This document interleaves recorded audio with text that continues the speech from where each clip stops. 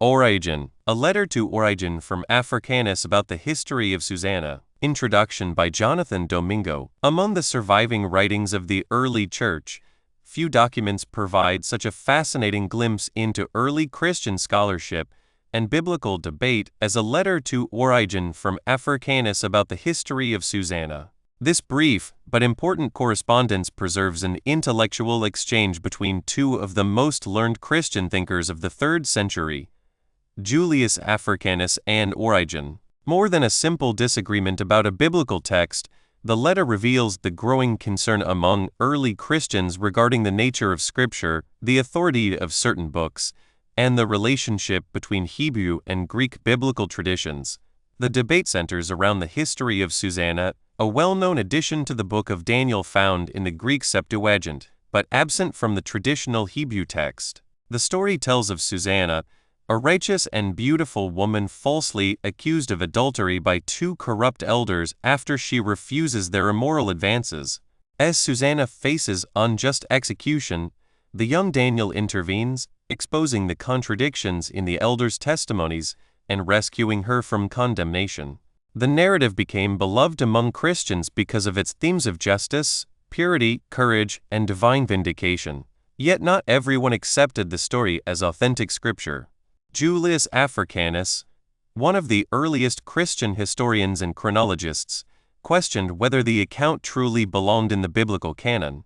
In his letter to Origen, Africanus respectfully, but critically argues that the history of Susanna appears to be a later Greek composition rather than an original part of the Hebrew book of Daniel. One of his chief arguments concerns wordplay found in the Greek text that does not translate naturally into Hebrew. Africanus believed this linguistic feature strongly suggested the story originated in Greek and therefore lacked the same authority as the Hebrew scriptures. The letter is remarkable not only because of its arguments but because of its tone. Africanus does not attack Origen personally nor dismiss the Christian faith. Instead, he writes as a careful scholar seeking truth. His questions are thoughtful, measured, and deeply informed. In many ways, the exchange reflects the intellectual seriousness of the early church, where believers wrestled honestly with difficult textual and theological issues. Origen, who greatly valued the Septuagint and frequently used allegorical interpretation, defended the inclusion of Susanna and responded carefully to Africanus' concerns. Though this surviving document contains Africanus' initial letter, it exists within a broader dialogue that demonstrates the early church's willingness to examine Scripture critically while still reverencing it as sacred. The discussion also reveals the diversity within early Christianity regarding the Old Testament canon, a debate that would continue for centuries. This correspondence is historically significant because it gives modern readers direct access to the minds of early Christian scholars as they worked through questions that still matter today. How should believers understand differences between textual traditions?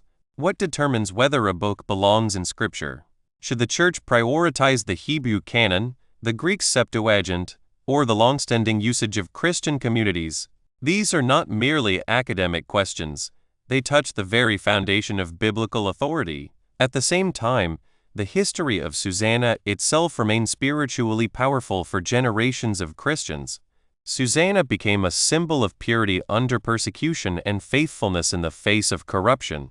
Her story resonated deeply in an age when Christians themselves often faced false accusations and unjust treatment from the Roman world. Ultimately, a letter to Origen from Africanus about the history of Susanna stands as an extraordinary witness to the intellectual life of the early church. It reveals Christianity not as a blind faith opposed to reason, but as a faith confident enough to engage difficult questions openly.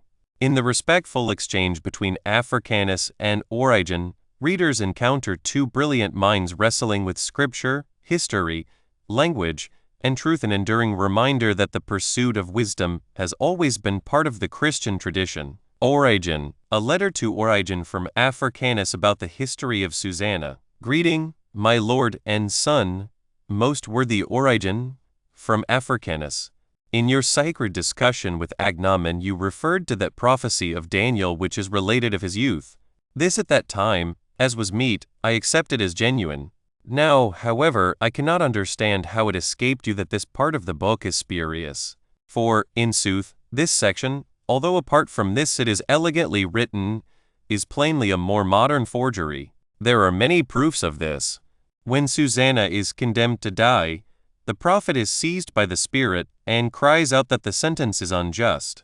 Now, in the first place, it is always in some other way that Daniel prophesies by visions and dreams and an angel appearing to him, never by prophetic inspiration. Then, after crying out in this extraordinary fashion, he detects them in a way no less incredible, which not even Philistion the playwriter would have resorted to. For, not satisfied with rebuking them through the Spirit, he placed them apart, and asked them severally where they saw her committing adultery. And when the one said, under a holm tree prenos, he answered that the angel would saw him asunder pricing, and in a similar fashion menaced the other who said, under a masta tree skinos, with being rent asunder skisthanai. Now, in Greek, it happens that holm tree and saw asunder and rend and mastage tree sound alike, but in Hebrew they are quite distinct. But all the books of the Old Testament have been translated from Hebrew into Greek. 2. Moreover, how is it that they who were captives among the Chaldeans lost and won at play, thrown out unburied on the streets, as was prophesied of the former captivity, their sons torn from them to be eunuchs, and their daughters to be concubines, as had been prophesied? How is it that such could pass sentence of death, and that on the wife of their king Joachim, whom the king of the Babylonians had made partner of his throne? Then if it was not this Joachim, but some other from the common people, whence had a captive such a mansion and spacious garden? But a more fatal objection is, that this section, along with the other two at the end of it, is not contained in the Daniel received among the Jews, and add that, among all the many prophets who had been before, there is no one who has quoted from another word for word, for they had no need to go begging for words, since their own were true. But this one, in rebuking one of those men, quotes the words of the Lord, "The innocent and righteous shall thou not slay." From all this I infer that this section is a later addition. Moreover, the style is different. I have struck the blow. Do you give the echo? Answer and instruct me. Salute all my masters. The learned all salute thee. With all my heart I pray for your and your circle's health.